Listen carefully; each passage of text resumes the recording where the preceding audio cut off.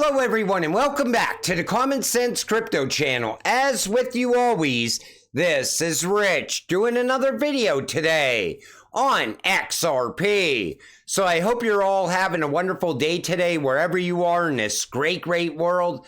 We're going to talk about XRP. I'm going to talk about a lot of different things in this video. This is what I had left over from that previous video. DBS Bank announces major restructuring, creating the entity called Global Financial Markets, effective March 1st, 2024. They are merging their brokerage arm, the digital asset exchange, and treasury division into a single group, all connected to Ripple. DBS Bank, one of the largest Singapore banks, is part of Project Guardian on the tokenization of assets. So most likely they'll also be working with Medico for custody as well. Ripple payments partner Neum has received 2 licenses from India for prepaid payment instruments and payment aggregators. The cards, I believe, are prepaid INR. Neum uses what was ODL in some corridors. And the acquiring license? Interesting. For the acquiring license, they are planning an online space for merchants, streamlining fund flow processes, and integrating cutting-edge technology into websites for smoother checkout experiences. You know what's great about this? They're utilizing ODL and XRP, and we could see some value come from this over time. Right now, it's just an announcement. Later will come the value. You know, every time I make a video, I show the growth around Ripple and XRP. And right away, people say, yeah, but the price isn't moving. Yeah, because it's just an announcement right now. That value will come later.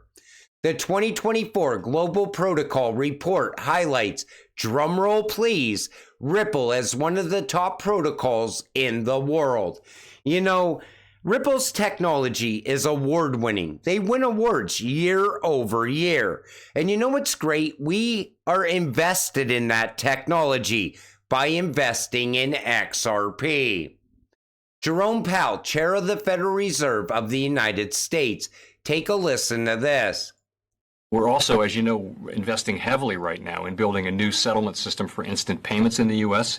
It'll be the first such major expansion of our core payment system since the 1970s. We found the case for this quite compelling for consumers, businesses, and just ensuring that all financial institutions have access to the payment. So I thought this happened with FedNow, and people are saying he talks about XRP without mentioning XRP. He doesn't really have to mention XRP, in my opinion. When they're talking about real-time payments here in the United States, I think Jerome Pal has been working with Ripple in the background long before the Ripple SEC lawsuit even happened. I think once this is ready to go live here in the United States, they're most likely going to utilize RippleNet and XRP. Plus, when that liquidity crisis shows up, they're going to turn to XRP for that on-demand liquidity. XRP's role in a new financial system is clear to those with vision. Ignore the fear-mongering, it's just noise.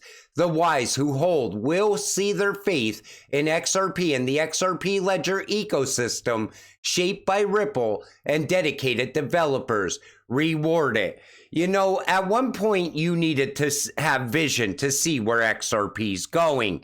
Today, it's right there in front of you. Look what's going on around the world. You know, here in the United States, they are rushing to the bottom on the US dollar. We're $34 trillion in debt, and they cannot stop spending.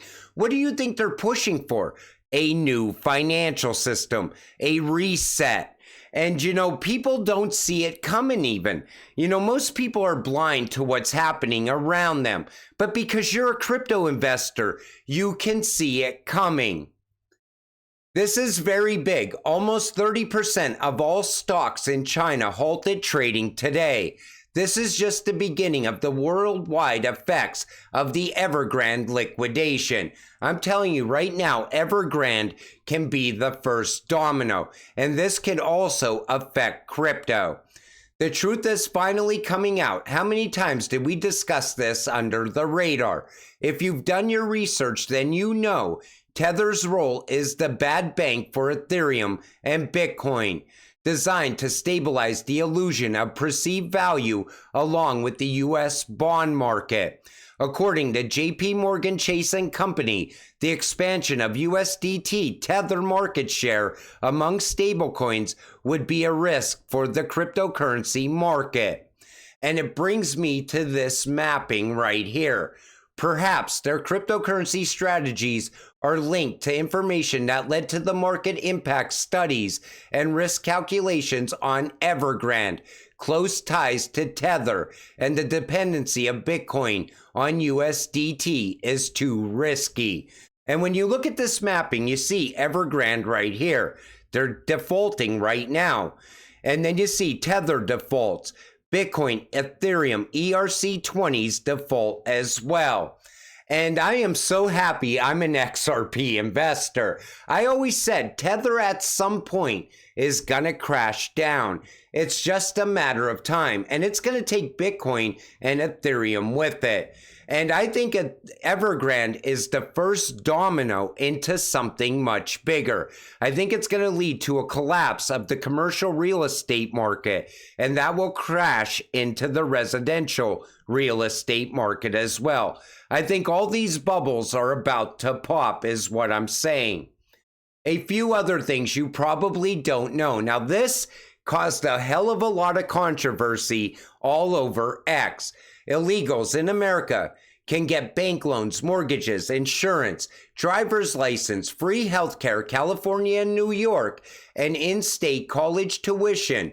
What's the point of being a citizen if an illegal gets all the benefits but doesn't pay taxes or do jury duty? I thought it was funny that he added in jury duty because nobody wants to go to jury duty.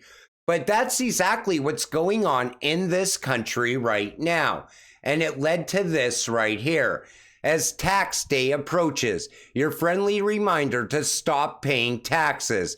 If we all do it, they can't come after all of us. And I see polls now on a daily basis. Are you going to pay your taxes this year?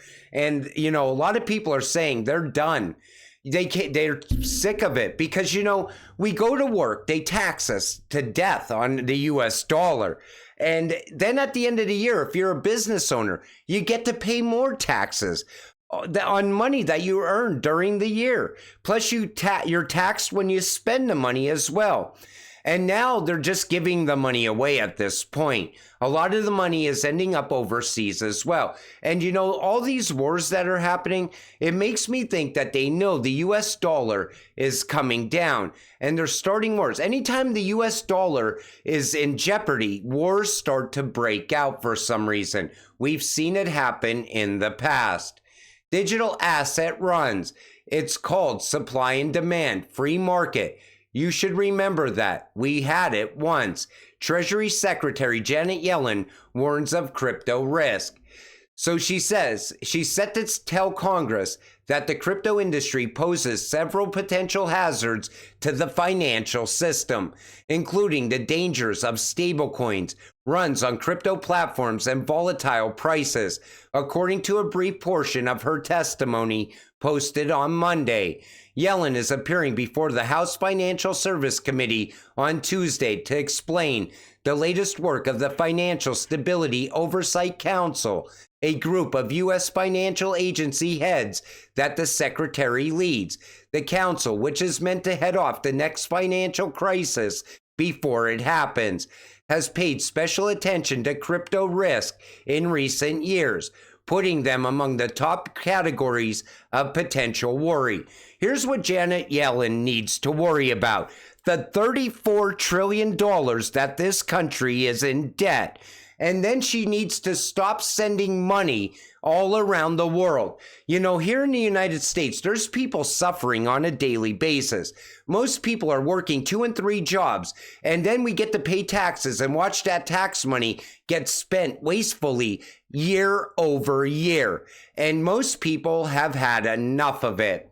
And, you know, right away, it's easy for them to blame crypto. If you've been following me, you know there is a system in place, but the current financial system has to crash first, and we may have to go through hard times before the new system takes effect. It's not so much of spreading fear, it's more paying attention and prepare. You know, people always say, Rich, you're always with the doomsday. No, I'm preparing you for what's coming. And, you know, would you rather me lie to you and say, hey, you know, the U.S. economy's doing great. You know, inflation's coming down. You all know better because you go to the grocery store. You go and you get gas. You buy things at the store. Everything is so high priced right now. So I'm just warning you of what's coming next. And, you know, you could see it coming. It's not hard to see it. You know, CBDCs are popping up all around the world right now. And most of these countries are set to go live in the very short future. I mean, I'm talking within the next couple months. Some countries are ready to go live with a CBDC. They're pushing for the same thing in the United States.